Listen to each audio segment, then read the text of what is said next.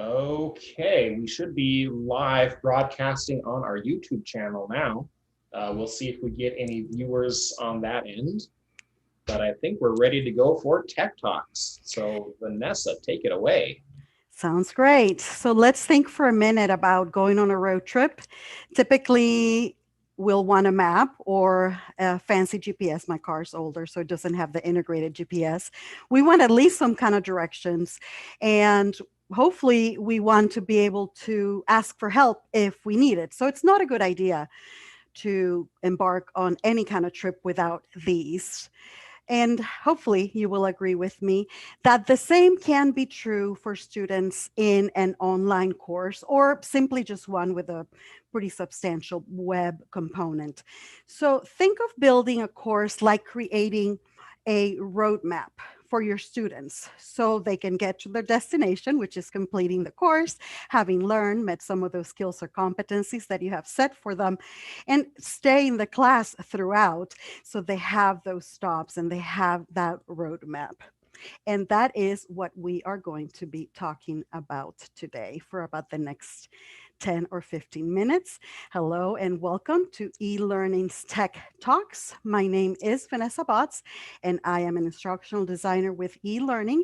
And joining us today are Ben and Caleb, also instructional designers with eLearning. So let's go ahead and get started. The first thing you can do in Canvas for every module is to include some type of module overview and checklist at the beginning of that module so that students know what they're going to be doing as far as the content that they will be exploring and the tasks that they're going to be doing. Are they going to be do assignments? Is there going to be a project, a discussion board, and so on? Excuse me. And as well, at the end of the module, if you are able to, it would be really helpful for them to give them some kind of wrap up, some kind of summary of what they have done, what they have accomplished, and what hopefully they have learned. And that kind of prepares them and wraps it up and maybe jots their memory. Oh gosh, I really didn't accomplish that. I better go back and check it. And if you can also to kind of prime them for the next module or week, however you have it set up in your Canvas, is give them a little teaser of what they will be doing next. That way they can plan for it. Like I said, they're primed for it. And hopefully, as you progress through the modules, or they progress through the modules rather, and the content, they can be more engaged with the material itself rather than wonder what is coming up next, what they're going to be doing, and why. So let's use the restaurant analogy and think of your course as a brand new restaurant your students have never been to. Give them an opportunity to see the offerings with a start here content area. So now we've gone from more of a close up view per module to a course, kind of a bird's eye view of the course. A start here content area is a great place for students to get situated and have a sense of where they are, that being your course. So in a start here content area, what you can have is, of course, welcome to the course, some sort of course overview. What is this course about? Information about yourself, about your goals for them, and also information such as the technical requirements, how to contact you, how to communicate with you and each other, and just a myriad ways. So think of it as kind of a restaurant menu. You want to know what the restaurant offers and what it is that you're going to encounter there. And this is what it might look in Canvas for a course. So notice here that there is right here as a header, it's a welcome to so-and-so course, start here. Believe it or not, students do get confused, and because Canvas it looks pretty much the same unless you make some changes yourself. Students can get confused as to what course they're in. So it's always good to kind of remind them that they're in your specific course, right? And here you can see some basic information. Meet your instructor. That makes them feel a little bit welcome. You can tell them how happy you are to have them in the course. And I'm sure this is nothing new. Contact your instructor. This is something that I would encourage you to keep separate, so that way they know right away where to go if they want to contact you, and you can have information such as your preferred method of communication and so on. And we'll talk a little bit about that shortly. And notice here the course overview and objectives, which is kind of what I alluded to a little bit earlier. And then here you have your syllabus, if you're going to do Zoom class links and so on. And here you could opt also to add even some additional resources that they might need access to. So what I just showed in the previous slide was the beginning of the course. So I know I'm going back and forth a little bit. So now we're talking back to module level. Okay, so we talked about briefly about kind of having the beginning and the end of a module. So let's consider providing a module overview and checklist, as I mentioned earlier, at the beginning of each module, as well as some sort of wrap up or summary. So as you can see here from the image, let's think of it as a sandwich with the top and the bottom being the bread that holds the content together, which in this analogy, if you haven't guessed it already, it's kind of the meat of the course.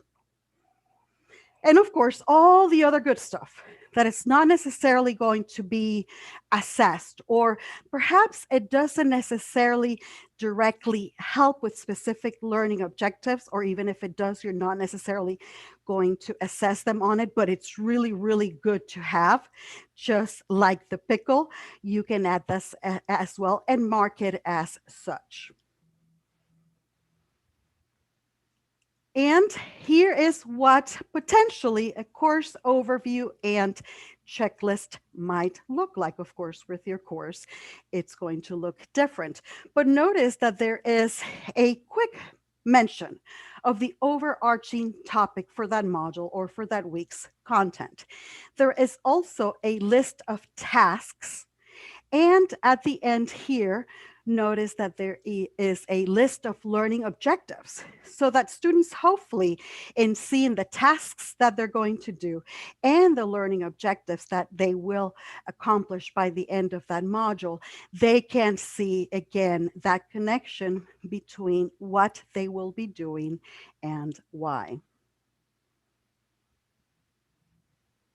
And now we're going to move on to number 2. Another piece is communication, and it's really important piece, and it does have quite a few subparts, as I will show you in a moment, but they basically all amount to making sure there is communication between you and the students, and also between the students amongst themselves, either to troubleshoot or to create a sense of community. So again, although there are many ways you can communicate with your students, and I'm sure you've explored all of those. We're talking about email, either virtual or in-person office hours. Some instructors even give their students their text phone number. I'm only going to highlight 4 here that are simple to implement and which will help students know that they can ask questions and they can get answers either from you or from each other. And this really is going to help increase retention, because when students feel they are part of a welcoming community and that they're not alone and that they can ask questions and get help, they are more likely to stick around. So these 4 communication channels, which you can see listed on the slide, can also help keep students up to date with what's happening in the course. And hopefully, because of that, they can be more engaged with the content again, because they're not wondering what's coming up, why am I doing it, why am I doing this, what am I doing? So just imagine, again, with the travel analogy, trying to get to a destination. without being able to ask for directions, without being able to call someone for help if you have car trouble, or just simply not having someone to share that journey with. And it is the same for students in an online course, especially when you're not there face to face and they're not there with each other to field those types of questions or concerns.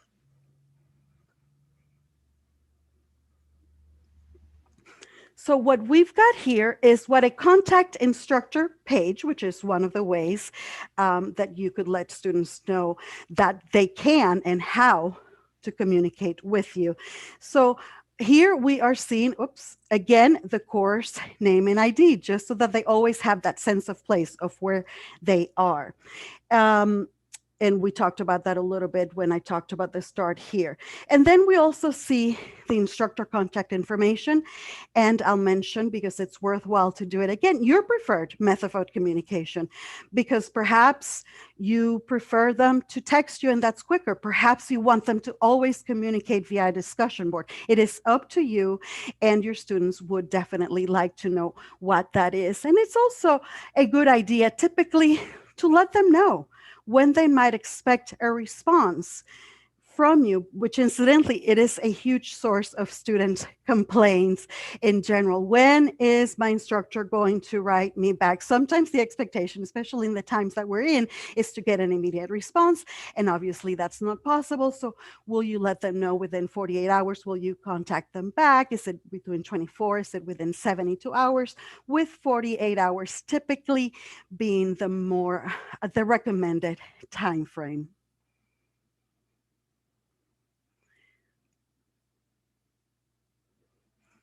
Now let's talk a little bit about the second of the four ways to communicate with your students, which is with a weekly announcement that you can do through Canvas.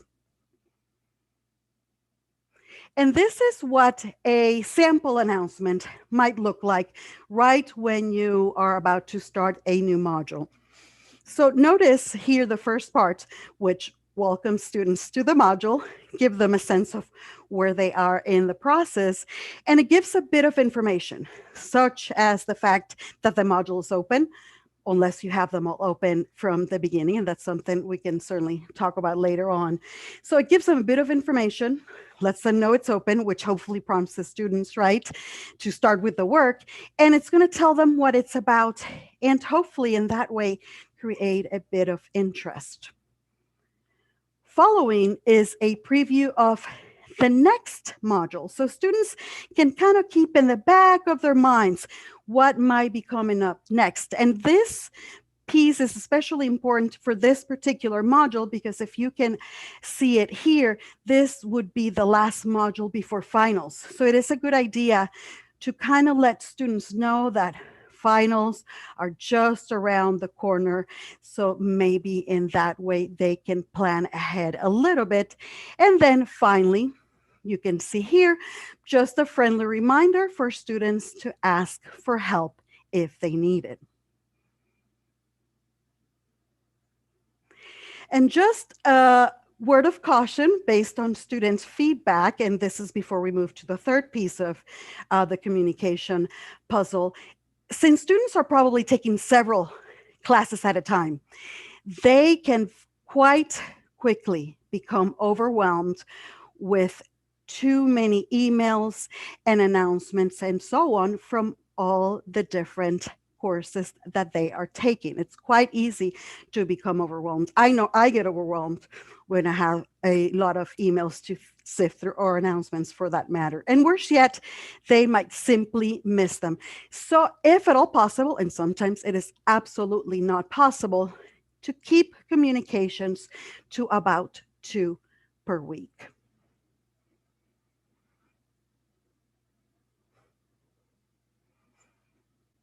And another piece that you can include in your course would be a question and answers discussion board.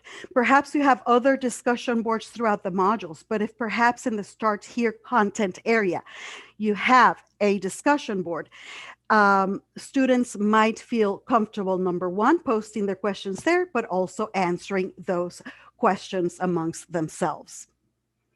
And lastly would be a discussion board for your students. And this is, again, a way to have them reflect upon the content or discuss amongst themselves or troubleshoot or help each other out. And of course, discussion boards have varying degrees of success, but in general, a good prompt is one that is clear as far as the expectations for that communication, as well as gives students a meaningful, relevant task that it's meant to engage them with the material and or with each other. And these are 2 sample prompts, and I'll give you just a moment because I know I've already gone over a little bit on the time, so I apologize for that, but just 2 sample prompts, and hopefully you can just think through which one might be more clear or more engaging of the 2. And then after this, we just have one more piece.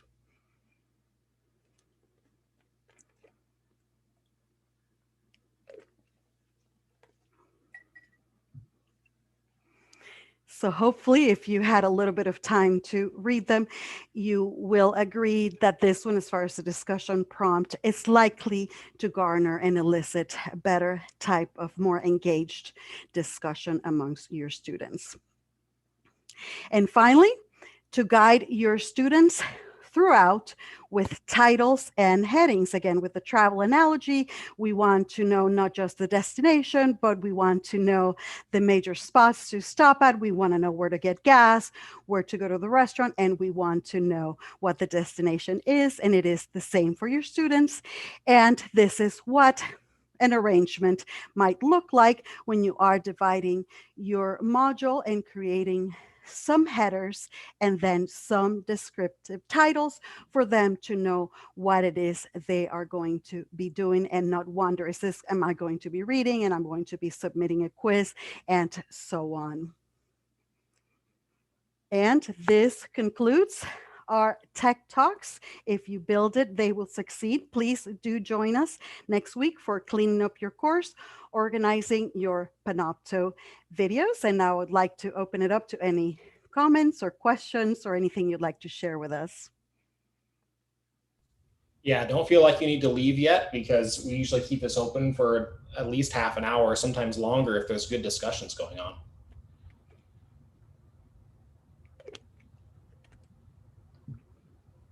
Yeah, Janine, the Google Slides auto captions are really good, like shockingly good now. Even better than I think they were like 6 months ago. It seems like they've made improvements to the algorithm. Yeah, they're great. You do have to be in Chrome. I tried them on Edge, the new Explorer, and it does not work. So you must be in Chrome, and all you're going to do is just click your percent live, when you're on your slides. And then at the bottom, you'll see CC, a little icon for CC. You press on that and the captions automatically begin. That's good to know. I didn't realize it was limited to Chrome like that. Maybe Firefox. Question about that too, Vanessa. When you're using your captions in Google Slides, and let's say you're recording that on a Zoom, like in a Zoom meeting, like what we have here, will the captions record? Yes, they will, because Caleb, haven't you recorded videos that we've done? Yeah, so the captions you're seeing on the bottom of the screen right there, those are just basically being transmitted as part of the video. So it's just being recorded as the video. Okay. Now that does also mean it's not like real captions because you can't turn it on or off. The viewer can't control the size. They can't download a transcript or anything, but it's still, the quality of it is surprisingly good for something that costs nothing and is completely live. It's not bad. I think it's probably the best option until we get integrated auto captions in Zoom, which I think are coming soon.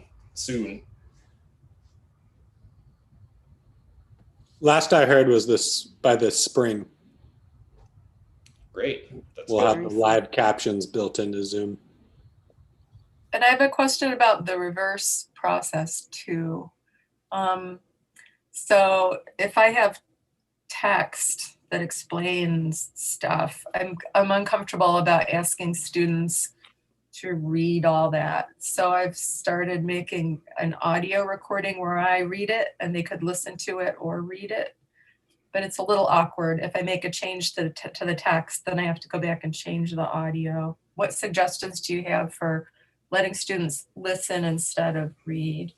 Sure. So with Canvas, there is a tool called Ally, and we can definitely talk a little bit more about that. So as long as you set it up in your settings so that it's on the top of the navigational menu, there's a little icon that students can click on, and it gives them alternative formats to access that information. And one of those is audio, to have a sort of screen reader read it for them. So long as the document is up to date with the information that you want them to have, the students would be able to do it. So you would just have to let them know how to go about doing that. That way you yourself don't have to necessarily re-record every time. And the voice is pretty good.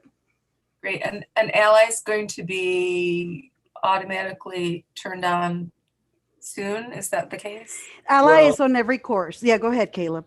Yeah, so there's a couple different things that Ally does. One of them is lets you as the instructor use some accessibility checker tools to make sure that your course and documents are more accessible. But it also has that, what Vanessa is talking about, the alternative formats tool. That's automatically available for all students all the time, I believe. At the top of any Canvas page document that you've created, there's a little icon. It looks like an A with an arrow on it, I think. And if you click on that, then it gives you a bunch of alternative format options. It lets you download that page as an e-reader text.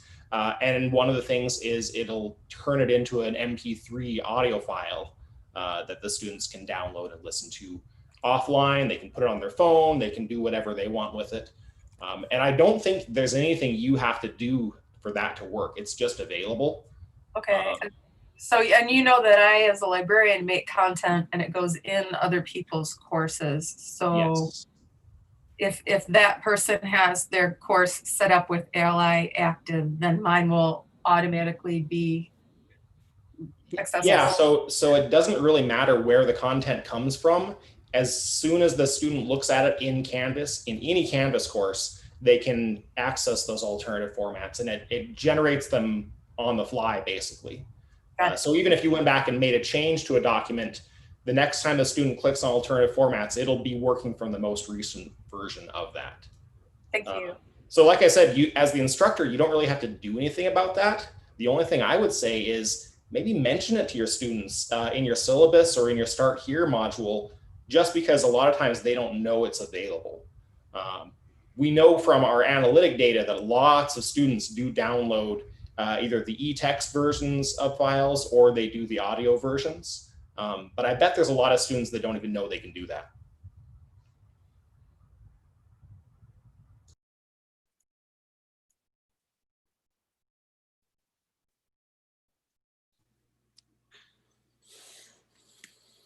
Are there any other questions or comments or concerns or anything you'd like to share with us that we may not have talked about?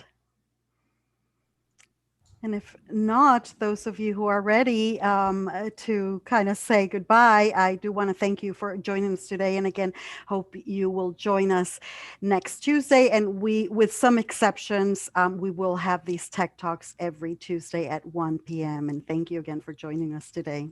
And we'll stick around for a few minutes if you want to stay and chat. Yeah. Thanks, Vanessa, for running the show today. It was excellent. And if you're on YouTube, be sure to like and subscribe. My kid says that in his sleep. Not literally, but almost.